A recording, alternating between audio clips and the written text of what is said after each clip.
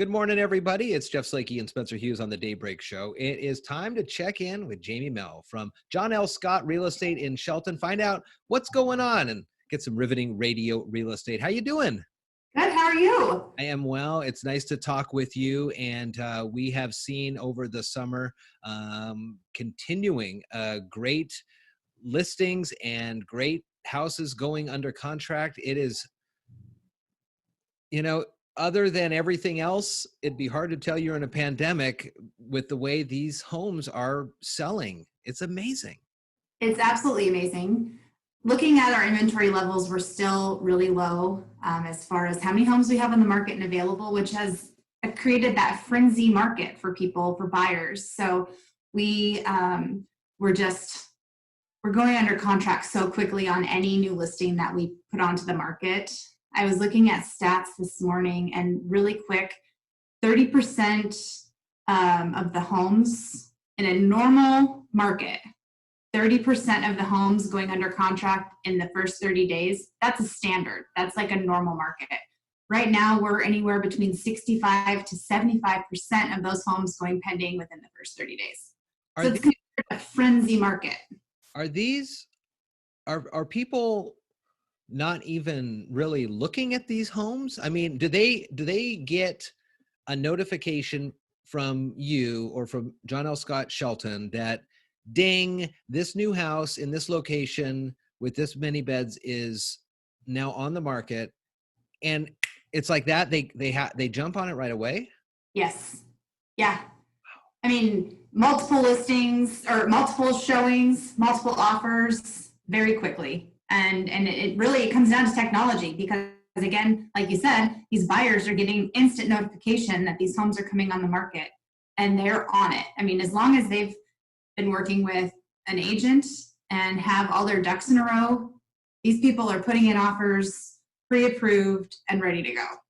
So let's talk about then what both sides should be ready to work at a more rapid pace. What does the seller and their realtor need to have ready to go to make this as a smooth process as possible? And then we'll do the other side. Yep. So as far as a seller being ready, obviously it's getting their home ready, market ready day one, so that when they're on, they're ready, that they're flexible with showings, that they're flexible with getting their inspections scheduled once they agree to an offer. And then things like if it's on a septic, getting that done, getting that approved so that there's no big scary things that might pop up as we go along with the transaction. And then really figuring out in this market, where is the seller planning on going? Is the seller going to be buying somewhere else? Are they relocating? What kind of turnaround do they need for closing? Are they going to be asking for an extended closing because they need time to find a house after theirs sells? Or are they going to be doing potentially like a rent back from a potential buyer too? So those are some things for the sellers to be discussing with their agent when they're getting ready to go active.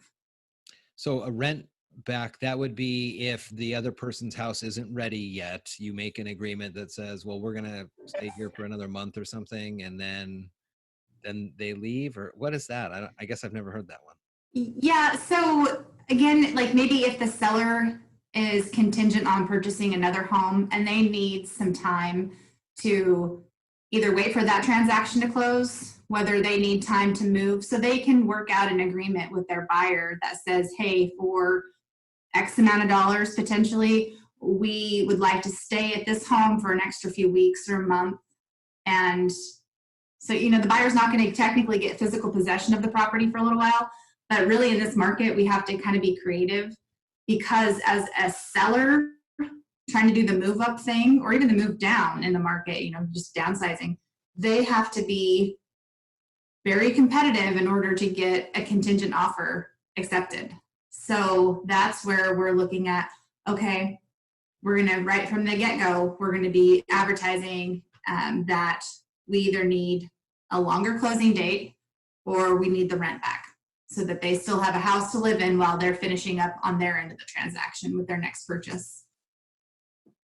And then for the the buyer, I mean, they have what I would assume they've already have their pre-approval letters from their lending institutions, and that's ready to go. Is there a lot more that they would have to do other than just really be on calling the inspector and doing and that? Yeah, what we're seeing right now is, the buyers are being pre-approved. And if you're a listing agent and you are receiving an offer, it's not abnormal to be getting a call from that lender the moment that you've accepted that offer, and the lender, or even received the offer, lenders are calling the agents and saying, hey, I've got this client, they're going to send you an offer, they're fantastic, they're pre-approved, they're this, they're that. So the lenders have been doing a really good job of, adding to the case for the buyer's offer to be accepted. And then buyers are going to need to just be knowing that in order to package their offer to be accepted and to be attractive to a seller, they're going to need to do a few things. And that's where having that buyer agent consult, where they can talk about what works for the buyer and what makes a strong offer. And some of the things that we're seeing in this market are, increased earnest money. If we can get a shorter closing period, as well as inspection periods, it's never a great idea to have a buyer waive an inspection contingency, but we're seeing a lot of reduced. Normally you get a 10-day inspection, and we're seeing anything from 3 to 7 days. So Is there something that the seller, and I've thought about this over the years, I've never done it, but I've thought about it being a good idea to have an inspector come in and just kind of check on the house. If you were to be close to having a person buy your place and you had an inspector come in as the seller, if I had an inspector come in and provide a report, I mean, you're still advocating for the buyer to do their own due diligence, right? But oh, definitely. What we're seeing right now too, due to COVID, we're seeing some homeowners where they don't want people in their homes. So the virtual tours are happening. right.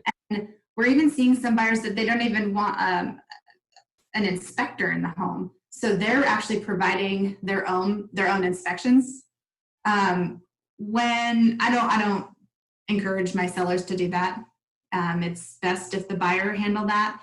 If the seller is going to go ahead and do a pre-listing inspection, they need to be prepared to take care of just about anything that's on that report, and or to disclose whatever issues have been found. I'm sure there's documents that need to be signed by both parties on however the inspection process goes. Yes. But that seems like a lot of unnecessary liability for a buyer to go, yeah, I trust you, and I trust your inspector that everything looks okay. For Yep. $300,000, I'll call somebody myself, I think. That's what I would suggest to my buyers is, you're looking at an inspection that may be somewhere in the $500 range. Let's just go ahead and do our own due diligence and get our own inspector in there. But you see all kinds of things right now. So as long as buyers and sellers are in agreement, things can happen. Switching gears totally, great information, of course, from you as always. I'm going to have you put on your roving reporter cap for me on now and tell me a little bit about the Shelton YMCA. Oh, okay. So I am a little bit out of the loop. They had a tour up there last Thursday and I didn't get to go to it. Oh, well then that put the junk on this whole part of the conversation. I know, but I saw Melanie McCullough posted some pictures and it looked awesome. Yeah, I saw the big steel Y that Yeah.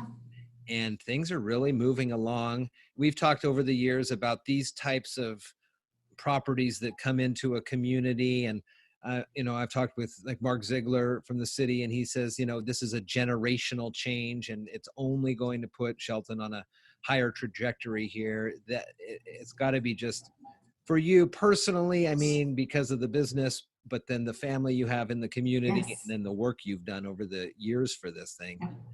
This thing's going to be great here. And we're still thinking, I mean, are we still kind of near the end of the year, or? I think they've pushed it quarter of 2021. And But I mean, if we can get it in 2021, this is still just such a cool thing to happen for our community.